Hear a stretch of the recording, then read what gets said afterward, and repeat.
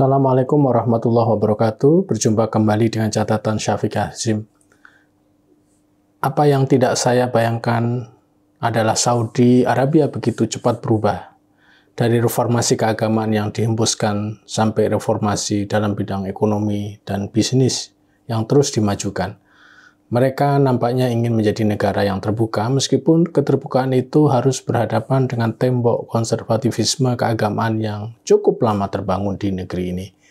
Pemerintah Saudi mengumumkan kebolehan membuka toko atau warung alkohol yang pertama kali sejak 72 tahun yang lalu. Sebagai negara bersistem politik Islam, pembukaan seperti ini bukan perkara mudah.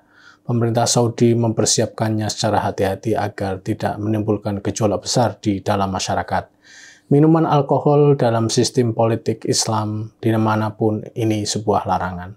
Bahkan di negara-negara di mana sistem legal Islam tidak berlaku, penjualan alkohol pun tidak sebebas menjual barang lain. Di negeri kita, sistem hukum Islam tidak semuanya dipakai, namun hukum halal dan haram dipakai sebagai undang-undang. Sejak 2014, kita memiliki hukum jaminan produk halal di mana segala makanan yang berasal atau bercampur dengan barang haram harus dideklarasikan sebagai barang non-halal. Dalam hal ini, alkohol masuk kategori barang non-halal dan karenanya dinyatakan non-halal. Peredaran di toko-toko juga sangat dibatasi. Dalam sistem kita, minuman yang bercampur dengan hal yang haram seperti alkohol dan wine itu dipastikan haram. Undang-undang jaminan produk halal ini akan berlaku secara ketat mulai Oktober 2024 ini. Kini standar halal tidak hanya menjadi diskusi di Indonesia atau di negara-negara Muslim, namun juga terjadi di negara-negara industri seperti Jerman, Jepang, Australia, dan Amerika. Karenanya fenomena Saudi ini sangat menarik karena di tengah-tengah negara lain sedang gencar-gencarnya mengadopsi gagasan halal, justru mereka melonggarkannya. Bayangkan sudah 72 tahun penjualan minuman keras atau beralkohol dilarang, namun kini dicoba kembali untuk dicoba. Pembukaannya memang sangat ketat. Ada banyak pembatasan termasuk mereka yang membeli siapa dan apa agama mereka, lokasi di mana mereka boleh beli, dan aturan-aturan lainnya. Namun sebagian kalangan yang kritis pada kebijakan ini menanggapi jika ini langkah pertama yang bisa berlanjut pada langkah-langkah berikutnya. Pembukaan terbatas ini dianggap sebagai upaya permulaan membuka pasar yang lebih luas soal kesediaan alkohol di Saudi. Secara pasar, ini merupakan konsekuensi yang nampaknya sulit dihindarkan di masa-masa mendatang bagi Saudi. Mereka yang kritis atas kebijakan ini khawatir jika minuman keras tersedia di pasar, maka itu akan menjadi budaya bagi mereka secara perlahan. Anak-anak muda mereka bisa lari ke sana mencari alkohol yang tersedia. Prediksi ini bisa saja terjadi karena secara teori, jika sebuah masyarakat itu dikekang selama puluhan tahun untuk tidak melakukan ini dan itu lalu tiba-tiba dibuka keran kebebasan, maka aliran airnya akan begitu derasnya.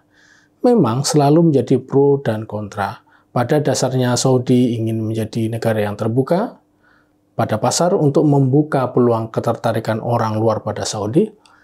Jelas deregulasi soal toko-toko yang membuka wine atau alkohol adalah untuk kepentingan pasar internasional.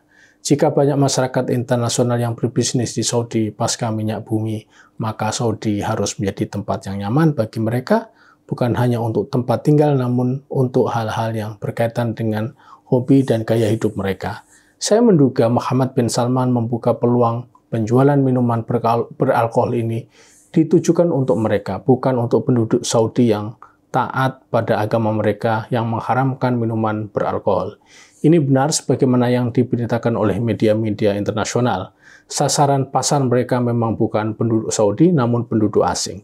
Apapun alasannya, pembukaan pasar alkohol terbatas ini adalah hal yang sangat menarik. Kita tahu bahwa mengapa Saudi sampai pada titik ini itu disebabkan oleh visi 2030 yang digalakkan oleh Pangeran Muhammad bin Salman.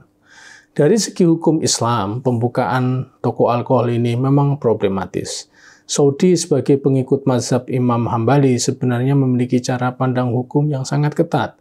Dalam mazhab ini, alkohol atau minuman keras tidak dibolehkan baik sedikitnya maupun banyaknya. Hukum selanjutnya mengambil manfaat dari barang haram itu haram hukumnya.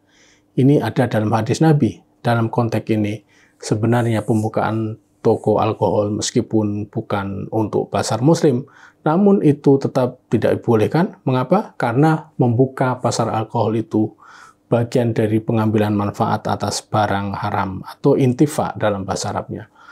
Namun, benarkah Saudi dari dulu menutup pasar alkohol secara mutlak? Ternyata tidak. Sebelum 1952, orang-orang asing boleh mengkonsumsi alkohol. Pelarangan penjualan alkohol itu dipicu oleh sebuah peristiwa yang melibatkan keluarga kerajaan Saudi. Menurut cerita, keluarga raja ini mabuk dan dalam situasi ini tidak terkendali, menembak seorang diplomat Inggris bernama Cyril Osman. Akibat kejadian ini, Pangeran Mishari bin Abdul Aziz dihukum seumur hidup, dan dari sinilah asal-usul mengapa Saudi melarang total minuman beralkohol. Sejarah ini sangat menarik dan memberitahukan kepada kita, meskipun Saudi menjadi negara yang berhaluan Wahabi, jauh sebelum pelarangan minuman keras total terjadi, ternyata kerajaan ini mengambil kebijakan pelarangan sejak peristiwa 1952 di atas. Artinya, yang diambil bukan pertimbangan hukum semata, namun juga terkait dengan peristiwa yang menyangkut kelalaian seorang pangeran. Di negara-negara muslim, tidak semua dari mereka ternyata melarang peredaran alkohol. Di negara-negara seperti Mesir, Lebanon, Syria, Jordan, Maroko, dan Tunisia, alkohol dengan mudah ditemukan di restoran-restoran, di klub-klub dan toko-toko minuman. Di Qatar, alkohol bisa dijumpai di hotel-hotel dan bar-bar. Pekerja asing boleh membelinya dengan permit tertentu. Alkohol memang memiliki sejarah yang unik, tidak hanya di negara-negara Islam, namun di dalam wacana hukum Islam. Dalam tradisi Syafi'i, Hambali, dan Malik, alkohol dilihat dari alkoholnya. Artinya, jika itu dikonsumsi, terutama diminum, itu haram, meskipun setitik saja. Dalam tradisi Hanafiyah, di mana mazhab ini bukan mazhab populer di Indonesia, khamar, alkohol, dan minuman yang memabukkan lainnya itu yang dilihat bukan pada minumannya, namun pada akibat atau dampak minumannya. Jika itu minuman sampai mabuk, maka itu baru haram. Sebagai catatan, perkembangan Saudi Arabia dalam mewujudkan visi mereka menjadi negara yang maju 2030, mereka banyak melakukan reformasi dan perubahan untuk hal-hal yang sensitif, termasuk dalam hal pembolehan alkohol diperjualbelikan. Demikian, wassalamualaikum warahmatullahi wabarakatuh.